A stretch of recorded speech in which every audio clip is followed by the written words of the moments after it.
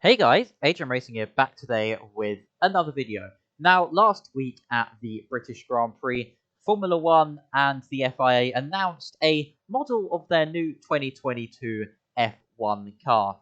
And it looks pretty wacky, completely different to what is around at the moment, going to a completely different concept from overbody aerodynamics to the underfloor and back to ground effect. Now, RSS Racing Studios have been releasing the Formula Hybrids for Assetto Corsa for a few years now, and last year they released a Formula Hybrid X for the 2022 season of cars. But this was just based on loose concept drawings and what they could find in the regulations. They hadn't seen an actual physical model. But then at Silverstone, the physical model was released, and Racing Studios got to work straight away updating their Formula Hybrid for next year's F1 regulations. And here is the F1 car for next season. Looks pretty different, and it's still recognizable as an F1 car. But I'll just take you on a little tour around the car now. So at the moment, lots of panels, lots of little barge boards and winglets all across the car. As you can see, much smoother this year. We zoom in on the side pods here. You can see as the air travels through here, down, and then it's going to go under the car to create a ground effect instead of the overbody aero. Completely different rear wing design with no side plates as well, which looks very odd. Normally there would be plates sort of sticking up around here, but it's completely different. Still rocking with DRS, although I'm not sure if this model has DRS. I think it does. I haven't actually driven the car yet. But all of this, including, as you can see, a much more simplified front wing and these little winglets around the back of the wheel as well, just to sort of force the air out from the car. And basically, the whole idea of these regulations is to reduce dirty air. Now, currently in F1, there's lots of dirty air produced by these cars, and they say it's something like you lose 70% of your aerodynamics if you're following within half a second of another car, which makes the racing pretty stale at certain tracks and makes it really hard to follow.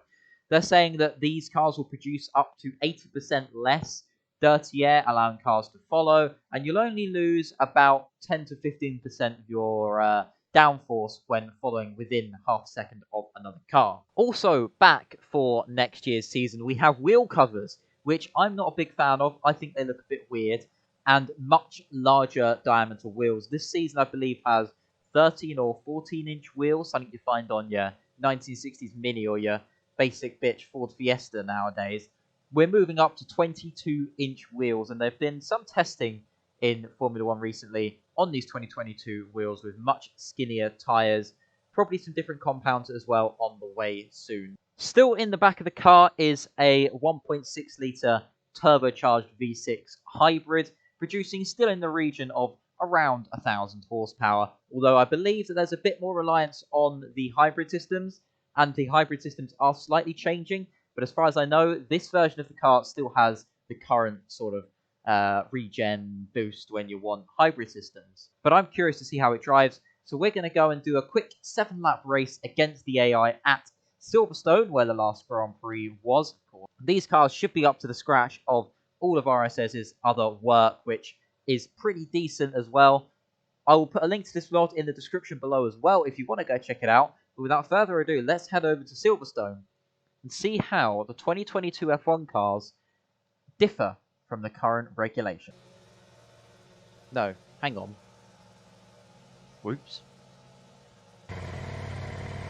Alright, so here we are on the grid for our first little drive in the 2022 F1 cars. I'm curious to see how they drive, I'm sure you are too. And it's lights out and away we go. Oh, little bog and then a big load of wheel spin on the second phase of the launch. I'm going to try and take to the outside for Abby. See if we can just try and survive this first lap. That's sort of my main aim right now. The AI can be a little bit scrappy, especially in these sort of high downforce cars. They sort of treat it like a bumper car, which doesn't work when you've got big F1 cars as these. Big, wide F1 cars. Oh, sorry, Mr. LP. You're fine, you're fine. Anyway, up the hangar straight now. DRS open straight away, despite this being the first lap. Cold tyres, cold brakes, what's it like? Into Brooklands, slam it down the gears, down to 4th gear, and into Luffield we go, try and bring it out wide, and then turn it back in. Ooh, lots of understeer there. Take fourth gear, nice and early for the traction. And the Aston Martin gets through in one piece. Unlike Aston Martin's Sebastian Vettel on the weekend, who lived up to his small reputation for spinning. So we think about move around the outside of Cobb. We make it stick. Nicely done now. This yellow and red car up ahead. I couldn't find a skin pack for the actual F1 car, so we've just got the basic RSS skins, which, to be fair, don't actually look that bad. We'll floor bound move up the inside of Chapel there, but I chose Life instead. Oh, that was a bit scrappy on the corner exit, touching the grass there. DRS open, position behind, we're going to go defensive. We're going to have to think about move around the outside. Things better off it in mirrors, out to Cobb's corner, turn it in fifth gear. Nicely done. You can still feel the downforce, it's definitely not lost any of that F1 style downforce as we sort of tapped back a bit there as he's pretty slow into the Belgian chicane. Fourth gear, nice and early for the traction. And there is our first lap in the 2022 F1 car. So what's sort of my first impression? Well, if we go back a year to the current year we have now, the current regulations, when I'm driving a RSS Formula Hybrid 2021 or even 2020 cars, you can feel you can have confidence in them. That you know if you hit those throttle, if you hit that throttle, it's going to grip. Hit the brakes, it won't knock a tyre. Turn in, downforce will be there. I don't quite have that with this car. It feels a lot more alive, if I'm being honest. It feels like something that might try and want to snap on you. Could be the cold tyres, could be a bad setup, but this thing feels just a bit more responsive. It feels just more like intuitive. And, well, not more intuitive. I'm sure the current cars are a lot more planted. The words I'm trying to think of is like, it just feels a lot more loose and a lot less stable. It doesn't feel like it's on rails completely. It still feels grippy, it still feels like it has downforce, but it's not quite as refined. It just feels a lot more basic, old school downforce, where you have the downforce, but you've still got to watch it. I'm noticing I've got to be a lot more progressive with my right foot. I can't hit the brakes enough. Because as I want the wheels to go on exit, and I could be down to the 22-inch tyre, 18-inch tyre, so I don't know how to say 22-inch. So big crash ahead, got through the McLaren off. About move here in the Belgian chicane. Sorry to interrupt my little speech there. Nice, make the move stick. But as I'm coming out here on the Belgian chicane, if I hit the throttle hard, you can see the car wanting to snap. See me having to adjust my steering constantly. That's what I'm struggling with this car right now. It doesn't feel quite as planted.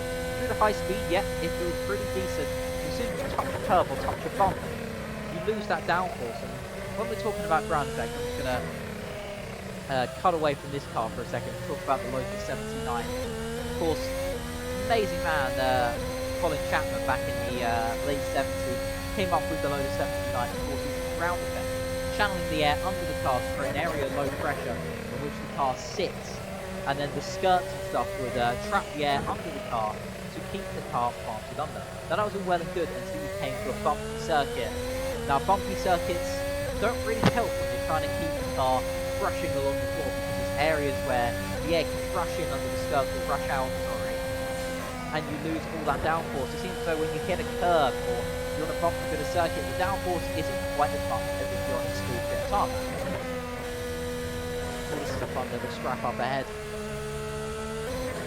So I just had to concentrate a bit through Maggotts and Beckles there. Still not used to this old driving malarkey. But anyway, back to ground effect. You get that sort of sense in this car. Now, of course, these cars aren't using rubber skirts to keep the car planted, which could break off at any minute and cause a catastrophic crash, which I believe actually happened a few times during the ground effect era back in the 70s.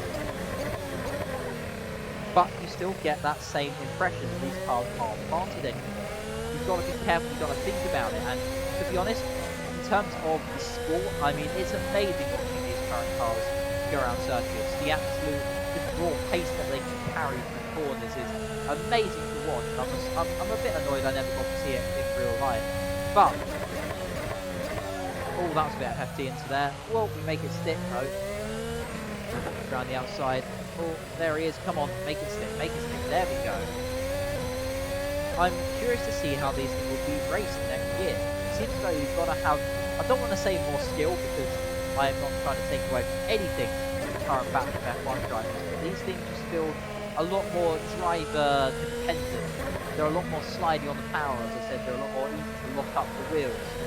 And with the ability to now race, you'll be able to see who can really fight the wheel-to-wheel battles, who can be the one to break the latest and not lock up the tyres, who can be the one that can follow through places like Magnussen Beckett and about move around, maybe even around the outside of Magnussen Beckett. We actually discussed that. Maybe we can stick around the outside, not quite, as he takes us out. We have to take to the escape road there.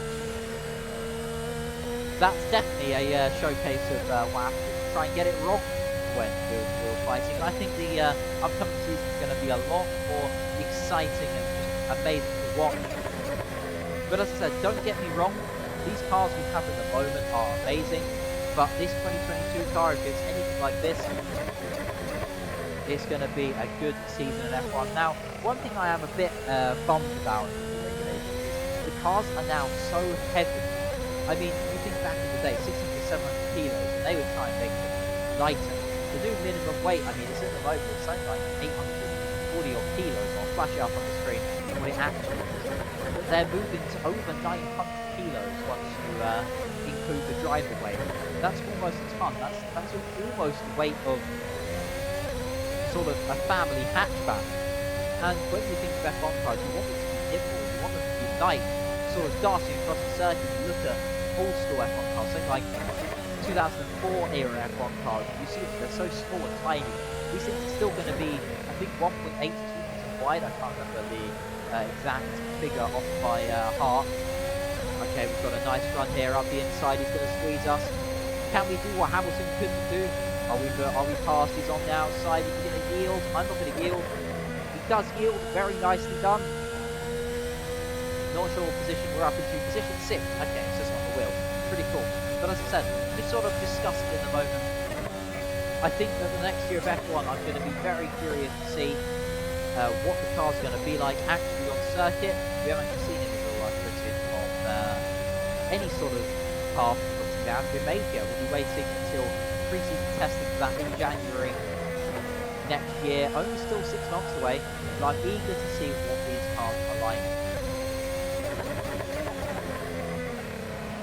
Also, one thing I am noticing with this RSS model is the sounds. The car just sounds a lot more aggressive. I think this is a Honda power unit, not based on a Honda power unit.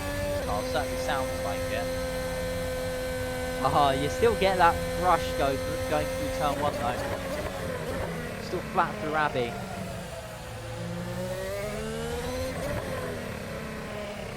So one thing I am noticing on these cars, and I don't know if that's like going to translate to the real cars. So on the wheel cars, it says the position of the car. Sort of endurance racing style, where they have an LED light bulb on the car showing the drive number and the position. Brake discs glowing on the front of that red and white car there. See if we try and make a move here. Only 3 places ahead of us, and then maybe we can think about a podium here. That would be pretty cool. Only 1 lap to go after this though. We get the run. He's going to squeeze us. We take to the inside. Oh, we make the new stick. Oh, we actually do. Is he still there? Is he still out on our outside? No, he decides to yield. Suck on those Hamilton once again. These Hamilton and Verstappen boys, they're not very good at driving, are they? Oh, we get a nice run through Magnussen Beckett. You still get that downforce. In terms of lap time, I think they're expecting to drop maybe 2 or 3 seconds a lap on the current regulations, but I wouldn't expect it to be long before heading into maybe 23 season, maybe 24 season. And we're seeing lap times back in the times we're seeing at the moment, but I don't think anything is ever going to be as quick as what we have now. But I'm okay with that. We've had the rules broken. We've had every record broken. I mean, Hamilton's basically done it by himself. And Mercedes as well, of course, building that spectacular car that they have. As we take one up the inside. Whoa, I wasn't expecting to have to brake there. This is a bit of a scrappy drive at the moment for me, but there's 3rd place, you can see it on the front left wheel of Wallersby, an old school Williams livery. DRS open once again as we head up the Hangar Straight into Brooklands. He's going to come back at us. Nicely done, and we make the move stick.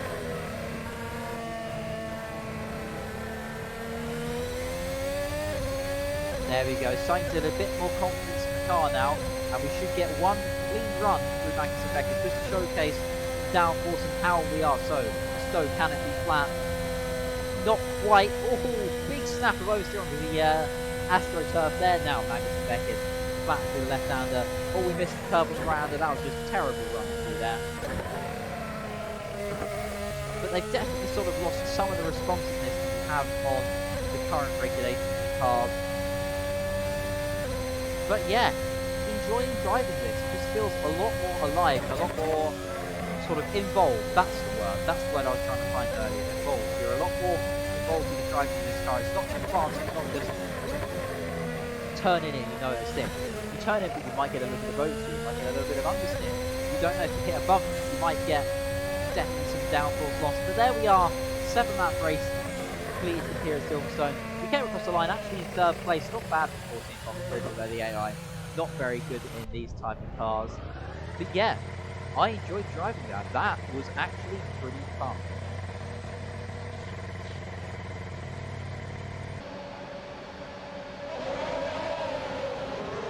Alright, so there is our first little drive for the 2022 F1 car. And I'm pretty impressed with how RSS have done this and just how well this car drives. I mean, you're seeing there during the video, the car's just a lot more slidey, a lot more... So I guess I should sort of sum up my thoughts to this video on my thoughts on the 2022 regulations of cars. You see me absolutely murdering the Alpine. Sort of thought I did that. Sorry, Fernando. My bad. But yeah, I'm excited to see what these cars are going to be like in real life. They definitely excite me a lot more, and I'm excited for the new season of F1 that's coming with the sort of... So I guess I should sort of sum up my thoughts on the 2022 F1 regulations and how this car sort of drives.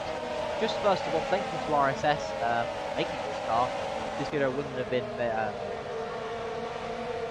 So I guess I should sort of sum up my thoughts on how this car drives and sort of where I think these cars are going to be next year. I'm excited to see the racing next year. Dirty air has definitely been a problem for the past 5-6 years. The cars have only gotten faster and faster, and the cars have just gotten more aerodynamic based. I'm excited to see where these things keep jumping on the same spot.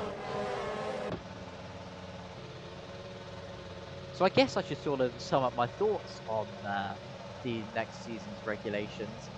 I'm excited to see where the sort of progress goes and how the teams are going to develop into the new regulations. I think it's going to be a brilliant season next year if Hamilton and Verstappen keep fighting it out as close as it is this year, and both Red Bull and Mercedes put out a championship-winning car next year, which I wouldn't be surprised if they don't. I'm expecting to probably see Ferrari and McLaren get up there as well. It should be a fun season. Hopefully we can get more than one manufacturer fighting for a title once again. Sorry, Alpine. God, I did now at the start of the race. No one will notice. But yeah, this model from RSS is amazing. I said it just feels a lot more alive. You're having to think about putting the power down, think about hitting the brakes. So to lock a wheel or get loose on the corner exit.